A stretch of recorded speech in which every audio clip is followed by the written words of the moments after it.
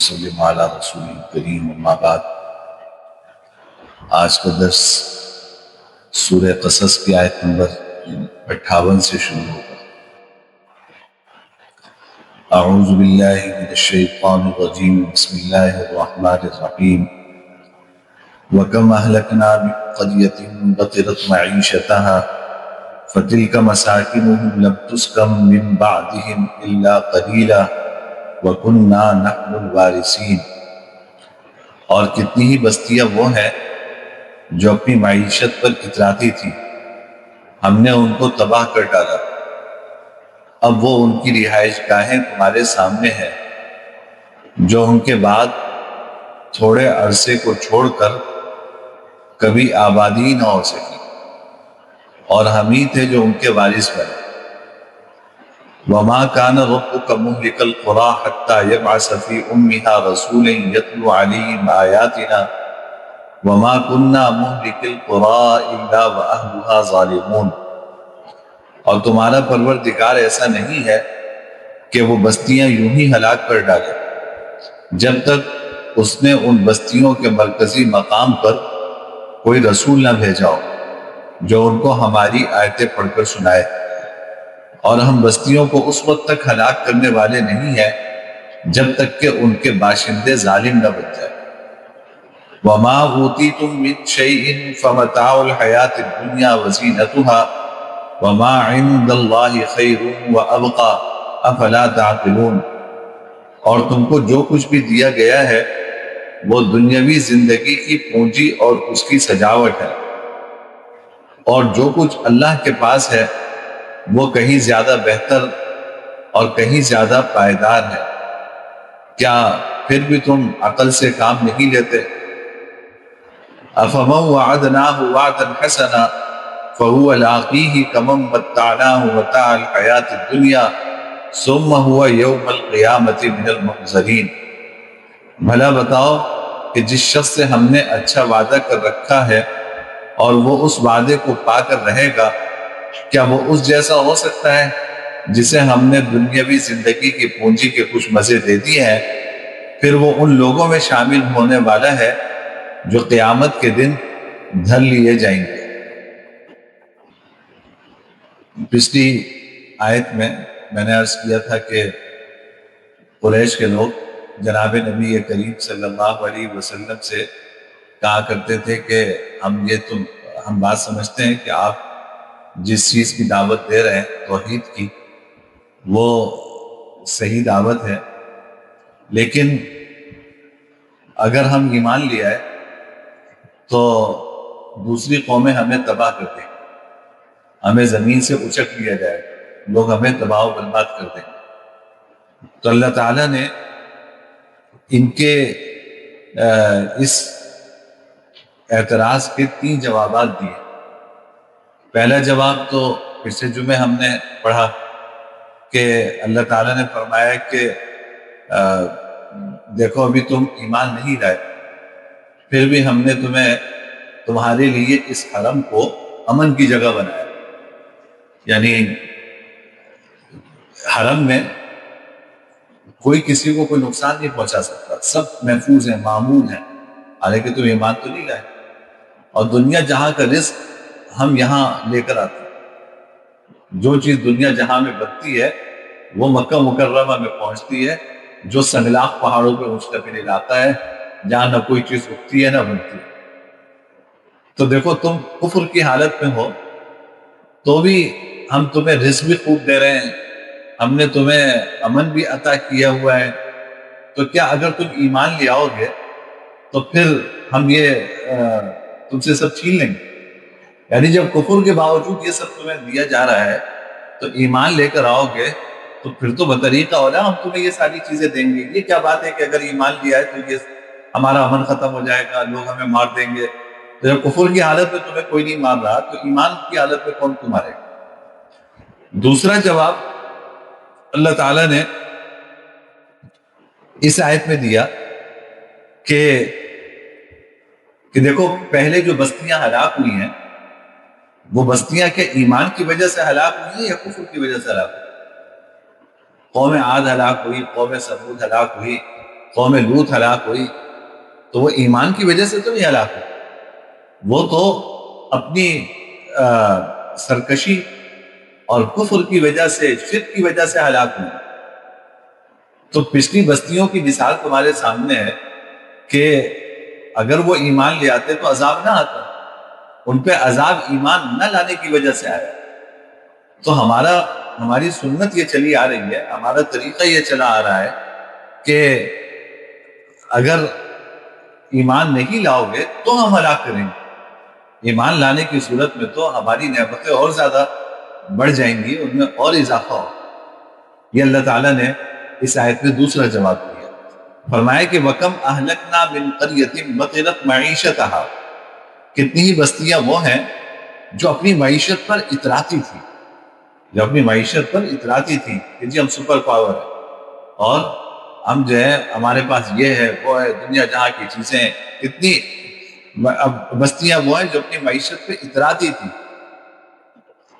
ہم نے ان بستیوں کو تباہ کر ڈالا۔ فَتِلْكَ مَسَاكِنُهُمْ، اب ان کی رہائش گاہیں تمہارے سامنے ہیں، تم دیکھتے ہو وہ اجڑی ہوئی بستیاں۔ لَمْ تُسْكَنْ مِنْ بَعْدِهِمْ إِلَّا قَلِيلًا، جو ان کے بعد تھوڑے عرصے کو چھوڑ کر کبھی آباد ہی نہ ہو سکے۔ یعنی جب وہ بستیاں ہلاک کی تو پھر اس کے بعد ان بستیوں میں آبادی نہیں ہو سکی، بس تھوڑا عرصہ۔ یہ عرب جو ہیں جب یہ تبوک جاتے تھے تو راستے میں قوم عاد کے کھنڈر بھی آتے تھے، قوم سمود کے کھنڈر بھی آتے تھے۔ جناب نبی کریم صلی اللہ علیہ وسلم بھی جب تبوک، غزوہ تبوک کے لیے تشریف لے گئے تو آپ اس بستیوں کے پاس سے گزرے اور آپ نے اپنے چہرے پہ رومال ڈالا اور کہا کہ بس سواریاں تیز کرو اور تیزی سے یہاں سے نکل جاؤ۔ یہ وہ بستیاں ہیں جن پر اللہ کا عذاب نازل ہوا ہے، اور جن بستیوں پہ اللہ کا عذاب نازل ہوا ہو وہ تفریح کی جگہ نہیں ہوتی۔ ہمارے یہاں تو وہ آثار قدیمہ کہلاتے ہیں نا، اور پھر آپ اس کو تفریح کے لیے جاتے ہیں، تو یہ ایسی جگہ عبرت کی جگہ ہوتی ہے۔ یہاں تک کہ حدیث میں آتا ہے کہ وہاں کے پانی سے کچھ لوگوں نے آٹا گوندھ لیا تھا، تو جناب نبی کریم صلی اللہ علیہ وسلم نے وہ آٹا پھینکوا دیا، دیکھچیاں الٹ بات کہ یہ عذاب والی بستیاں ہیں، ہم ان کا پانی بھی نہیں استعمال کریں اور بس یہاں سے کسی طرح بس تیزی سے یہاں سے نکل جاؤ۔ تو یہ عبرت کی جگہ ہوتی ہے، یہ تماشے کی جگہ نہیں ہوتی۔ تو یہ گزرتے ہوئے وہ بستیاں دیکھتے تھے، تو اللہ تعالیٰ نے فرمایا کہ ان بستیوں میں اب کیا کوئی رہ رہا ہے؟ اجڑی پڑی ہیں۔ لم تسکن من بعدہم الا قلیلا، کہ ان میں آبادی نہیں ہو سکی مگر کچھ عرصے کی۔ اب اللہ قلیلا کے دو مطلب ہے، ایک یہ کہ اس کا تعلق مکان سے ہے۔ اب مطلب یہ ہوگا کہ جتنی بستیوں کو ہم نے ہلاک کیا ان میں سوائے چند بستیوں کے کہیں بھی آبادی نہیں ہو سکی، سوائے چند بستیوں کے کہیں بھی آبادی نہیں ہو سکی، سب ویران پڑ گئی، عبرت کا نشان۔ دوسرا مطلب یہ ہے اللہ قلیلا، قلیلا کا تعلق زمانے سے ہے۔ اب مطلب کیا ہے کہ یہ جو بستیاں ہیں یہ آباد نہیں ہو سکی مگر تھوڑے سے عرصے کے، تھوڑے سے عرصے کے لیے بھی آباد اس طرح ہوئی کہ کوئی مسافر چلتا ہوا گزرا تو کچھ دیر کے لیے ٹھہر گیا، بس یہ تھوڑا سا وقت وہاں وہ رہا پھر آگے نکل گیا، تو بس یہ تھوڑے سے وقت کے لیے یہ آباد ہوتی ہیں، ورنہ اب تک یہ ویران پڑی، اب تک یہ ویران پڑی۔ تو یہ عبرت کا نشان ہے تمہارے لیے۔ تو ہم نے ان بستیوں کو ایمان کی وجہ سے تو نہیں ہلاک کیا، ہم نے ان بستیوں کو ان کے کفر کی وجہ سے، ان کے شرک کی وجہ سے، ان کی سرکشی کی وجہ سے ہلاک کیا۔ تو تم اگر ایمان لاؤ گے تو ہم تمہیں کیسے نقصان پہنچائیں گے؟ تو فرمائے کہ فَتِلْكَ مَسَاكِنُهُمْ لَمْ تُسْكَن مِّن بَعْدِهِمْ إِلَّا قَلِيلًا وَكُنَّا نَحْنُ الْوَارِثِينَ، اور ہم ہی تھے جو ان کے وارث بنے، یعنی یہ زمین ہماری تھی، ہم نے قوم سمود کو یہاں آباد کیا، قوم عاد کو آباد کیا، ان کو صفحہ ہستی سے مٹا دیا، اب پھر یہ زمین ہماری اللہ تعالیٰ کی زمین ہے اور ہم ہی اس کے وارث ہیں۔ تو فرمایا کہ وَكُنَّا نَحْنُ الْوَارِثِينَ، اور ہم ہی تھے جو ان کے وارث بنے۔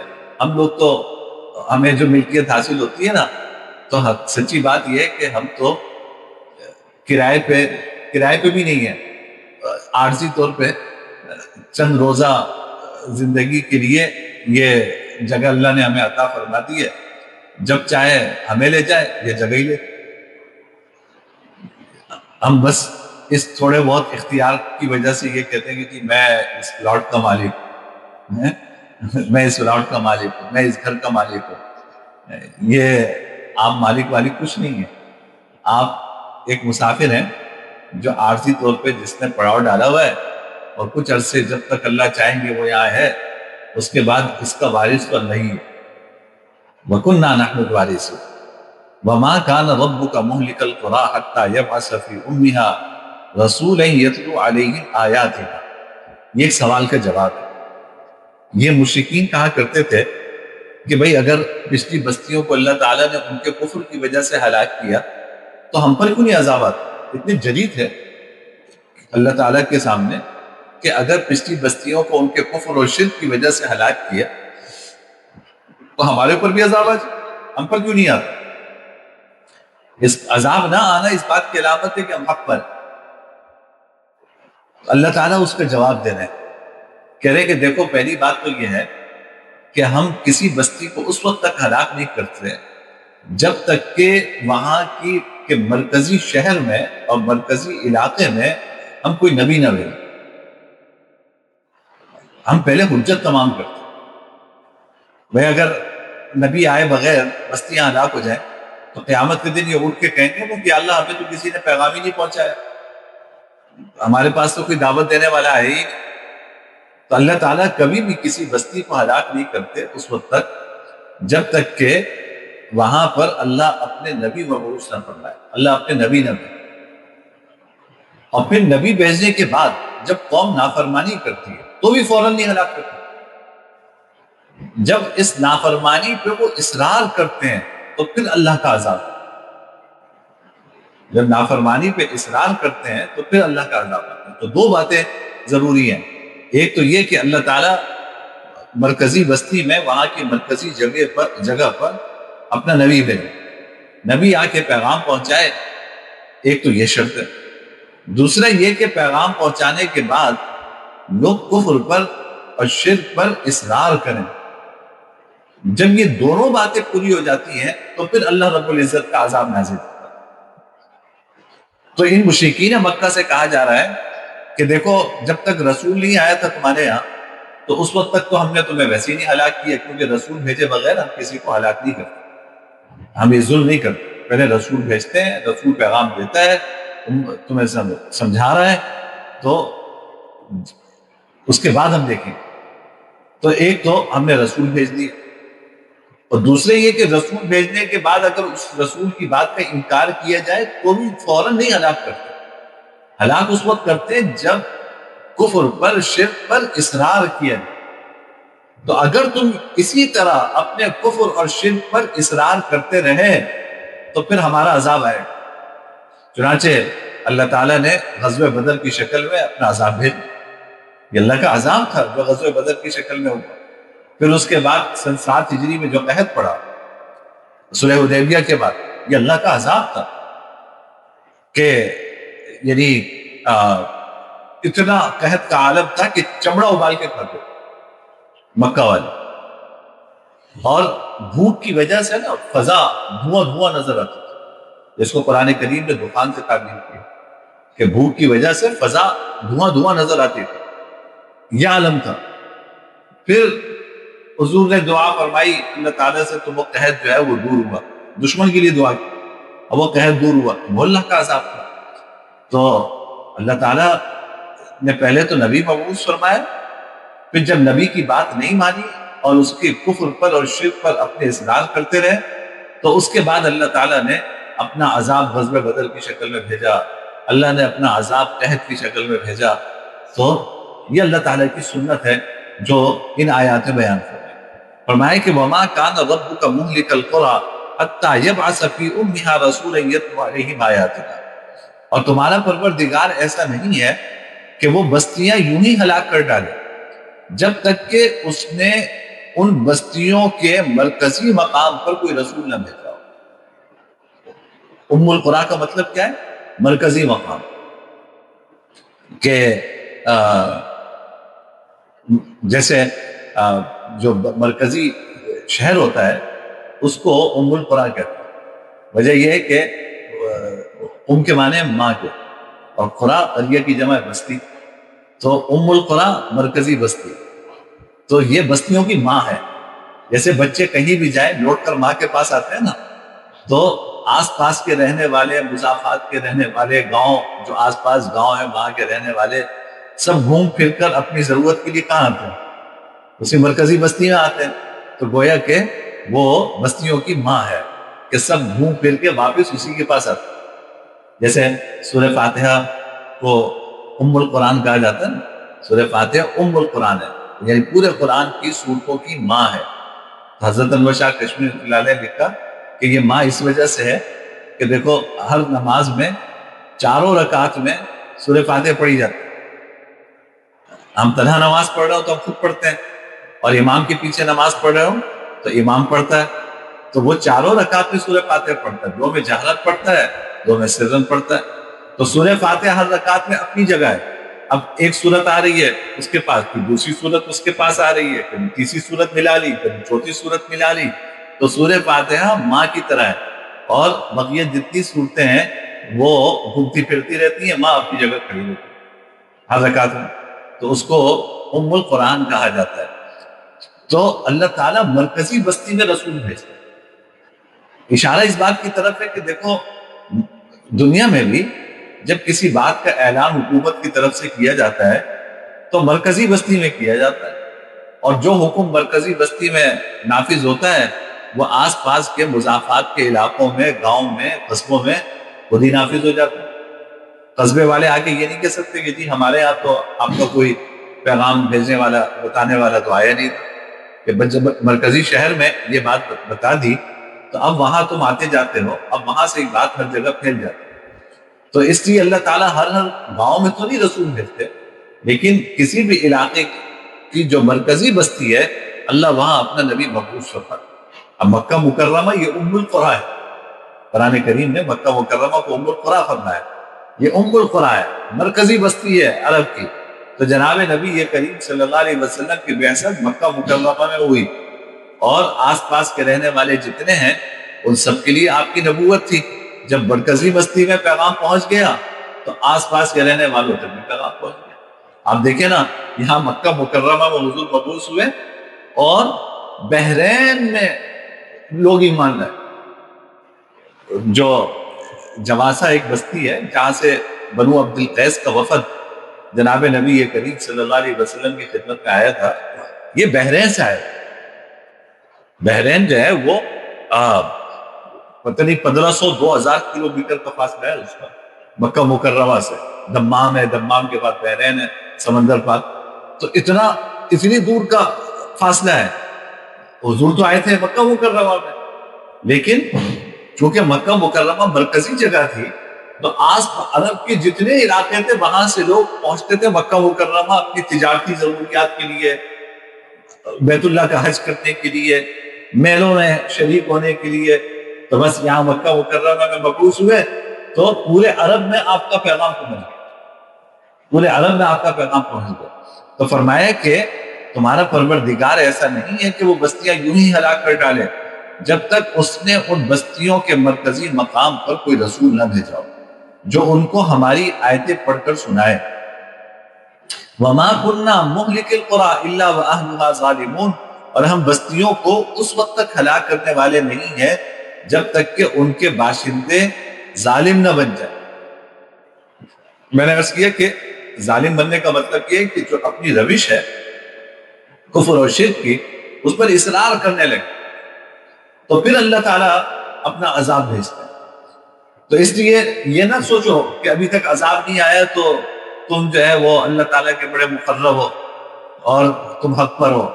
ہم تمہیں مہلت دے رہے ہیں، ہم تمہیں مہلت دے رہے ہیں کہ باز آ جاؤ، رسول کی بات مان لو. اگر نہیں مانو گے تو جس طرح پچھلی بستیاں جو ہے وہ ہلاک ہوئی ہیں اسی طرح تم بھی ہلاک ہوگے، تم کوئی لاڈلے نہیں ہو. تو فرمایا کہ پھر آگے اگلی آیت ہے 60ویں آیت، اس نے فرمایا کہ وَمَا أُوتِيتُم مِّن شَيْءٍ فَمَتَاعُ الْحَيَاةِ الدُّنْيَا وَزِينَتُهَا. وما عند اللہ خیر وابقى افلا تعقلون. یہ تیسرا جواب. ان کا کہنا یہ تھا کہ اگر ہم ایمان لے آئیں گے تو سارا عرب ہم پہ ٹوٹ پڑے گا اور ہمیں ہلاک کر دے گا یا ہمیں گرفتار کر کے لے جایا جائے گا. تو دو جواب تو پیچھے گزر گئے. تیسرا جواب اللہ تعالیٰ یہ دے رہے ہیں کہ تھوڑی دیر کے لیے فرض کر لو کہ عرب تمہارے اوپر حملہ کر دیتے ہیں اور تمہیں کوئی تکلیف پہنچتی ہے. چند روزہ تکلیف ہے. کتنی تکلیف ہو؟ چند روزہ تکلیف.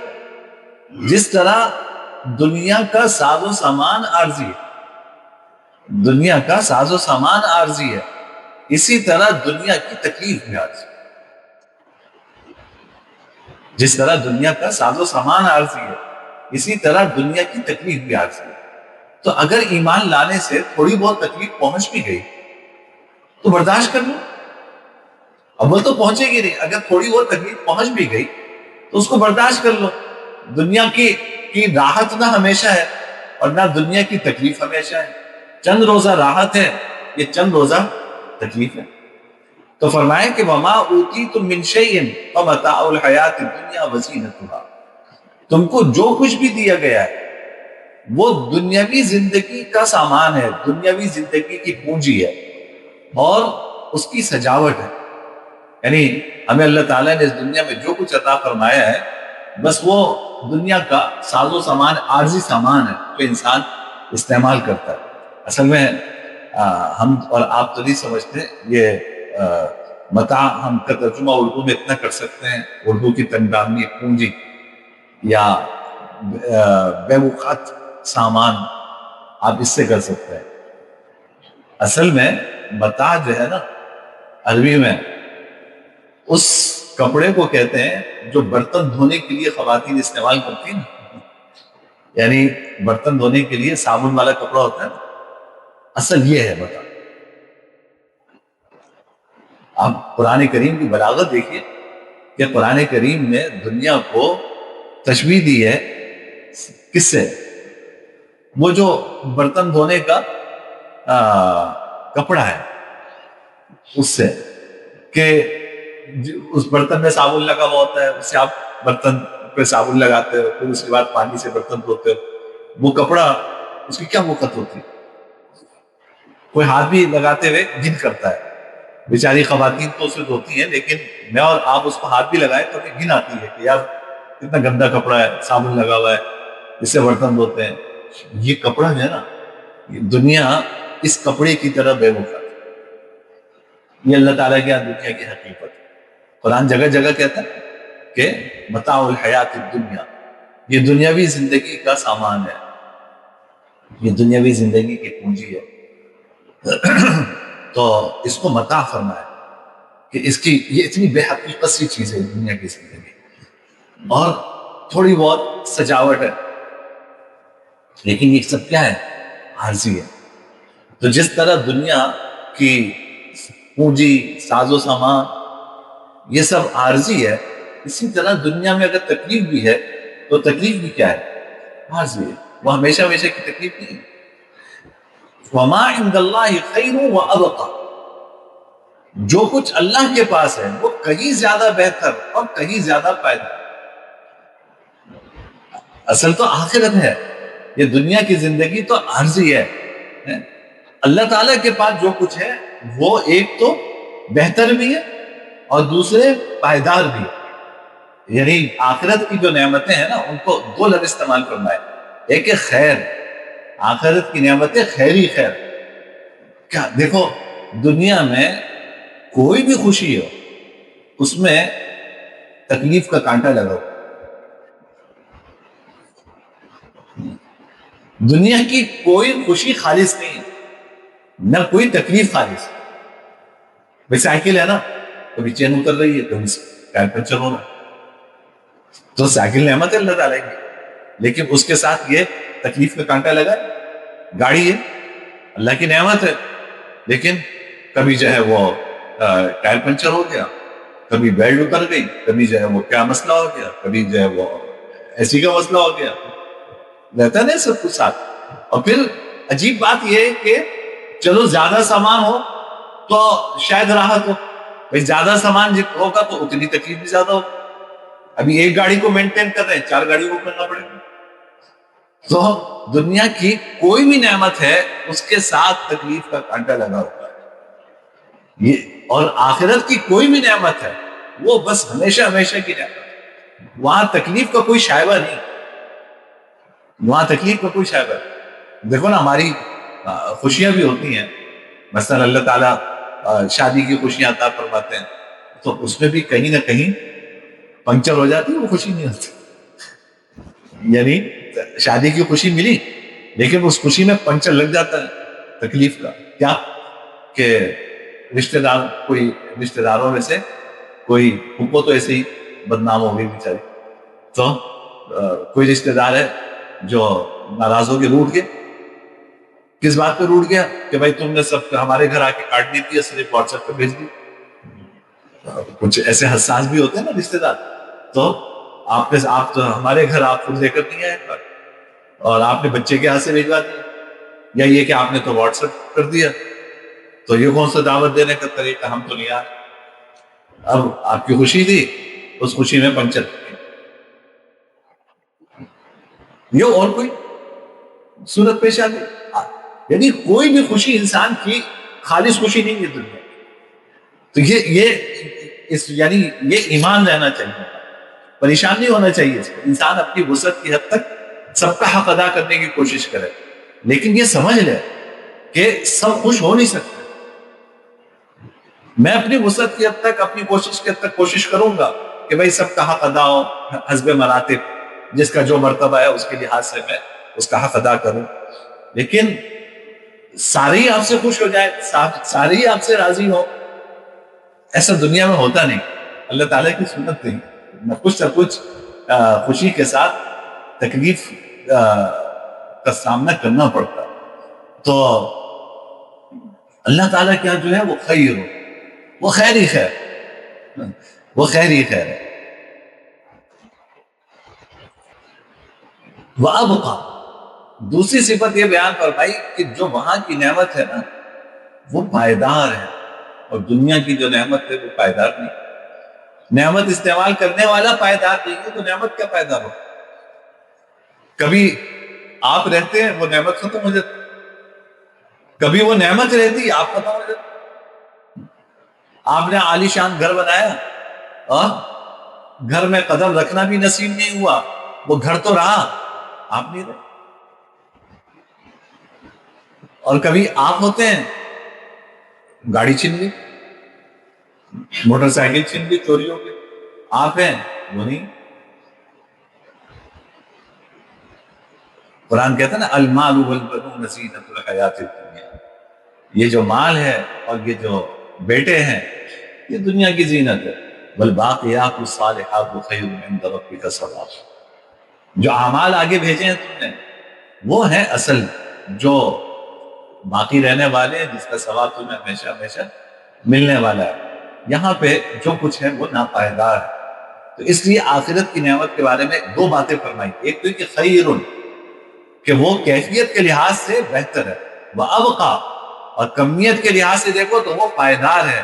اور دنیا میں جو کچھ تمہارے پاس ہے وہ ناپائیدار ہے. افلا تعقلون، کیا پھر بھی تم عقل سے کام نہیں لیتے؟ اشارہ اس بات کی طرف کر دیا کہ جو آدمی اس دنیا کی ناپائیداری کا قائل ہوگا اور اس کو ناپائیدار سمجھے گا اور یہ یقین رکھے گا کہ نہ دنیا کی خوشی خالص ہے نہ دنیا کا غم خالص ہے، ہمیں عارضی طور پہ اس دنیا میں آئے ہیں اور پھر ہمیشہ ہمیشہ کے لیے اپنے گھر جائیں گے، تو عقل مند وہی ہے، عقل مند وہی ہے. حضرت امام شافعی رحمۃ اللہ علیہ سے کسی نے ایک مسئلہ پوچھا کہ ایک آدمی مرتے وقت یہ وصیت کر کے گیا کہ میرا مال دنیا کے جو عقل مند ترین لوگ ہوں ان میں تقسیم کر دیا ہے. جو دنیا کے عقل مند ترین لوگ ہوں میرا مال ان میں تقسیم کر دیا اور مر گیا، تو کس کو دیا جائے گا یہ مال؟ فرمائے کہ یہ مال ان لوگوں کو دیا جائے گا جو اس دنیا کی زندگی میں رہ کر آخرت کی تیاری کرتے ہیں. وہ عقل مند. جس دنیا کی زندگی میں رہتے ہیں لیکن آخرت کی تیاری میں لگے رہتے ہیں, اللہ کو یاد کرتے رہتے ہیں. فرمایا کہ یہ مال ان لوگوں کو دیا جائے گا کیونکہ ان سے زیادہ عقل مند کوئی نہیں. ہمارے یہاں تو عقل مند تو وہی ہے نا جو 2 سے 4 بنا لے, 4 سے 8 بنا لے, وہ ہمارے یہاں سب سے عقل مند ہے. لیکن قرآن کی اصطلاح میں وہ عقل مند نہیں, بیوقوف ہے. عقل مند وہ ہے کہ جو اس دنیا کی زندگی میں رہ کر ہمیشہ آنے والی زندگی کی تیاری ہے. اسی وجہ سے قرآن کریم نے فرمایا نا کہ ان فی ذلک لآیات لأولی الالباب, اس میں نشانیاں ہیں, زمین و آسمان میں نشانیاں ہیں عقل والوں کے لیے. اولی الالباب, عقل والوں کے لیے. کون ہے عقل والا؟ الذین یذکرون اللہ قیاما وقعودا. عقل مند وہ لوگ ہیں جو بیٹھے لیٹے چلتے پھرتے اللہ کو یاد کرتے ہیں, یہ عقل مند. عقل مند وہ ہیں الذین یذکرون اللہ قیاما وقعودا, جو کھڑے بیٹھے ہر وقت اللہ کا ذکر کرتے ہیں, اللہ کو یاد کرتے ہیں اور زمین و آسمان کی خلقت میں غور و فکر کرتے ہیں. فرمایا کہ یہ لوگ ہیں عقل مند. تو اس لیے حضرت امام شافعی اللہ علیہ نے فرمایا کہ جب اس نے کہا کہ میرا مال میرے مرنے کے بعد عقل مند لوگوں کو دیا جائے, تو ان لوگوں کو یہ مال دیا جائے گا کہ جو اللہ کو یاد کرتے ہیں اور دنیا کی زندگی میں رہ کے اپنی آخرت کی تیاری کرتے ہیں, کیونکہ قرآن کریم انہیں عقل مند کہتا ہے. تو فرمایا کہ افلا تعقلون, کیا پھر بھی تم عقل سے کام نہیں لیتے؟ اللہ تعالی ہم سب کو سمجھ نصیب فرمائے. آخر دعوانا الحمدللہ الحمدللہ والعاقبۃ للمتقین والصلاۃ والسلام علی سید الانبیاء والمرسلین. اللهم لك الحمد لا نحصي ثناء عليك انت كما اثنيت على نفسك یا ارحم الراحمین یا حی یا قیوم یا ذی الجلال والاکرام. یا اللہ ہم سب کے تمام گناہوں کو معاف فرما, یا اللہ ہماری مغفرت فرما, یا اللہ ہمیں آخرت کی تیاری کی توفیق نصیب فرما, یا اللہ آخرت کی تیاری کی توفیق نصیب فرما, یا اللہ ایمان پر ہم سب کا خاتمہ فرما, یا اللہ ایمان پر خاتمہ فرما, یا اللہ اہل قرآن میں شامل فرما, اہل قرآن کے ساتھ ہمارا حشر فرما. یا اللہ سب کی دلی مرادیں پوری فرما, ہم سب کی پریشانیاں دور فرما, ہم سب کی جان مال عزت و آبرو کی حفاظت فرما. یا اللہ جو بیمار ہیں انہیں شفائے کلی عطا فرما, یا اللہ جو بیمار ہیں انہیں شفائے کلی عطا فرما. وصلی اللہ تعالی علی خیر خلق محمد وعلی آلہ وصحبہ اجمعین. آمین.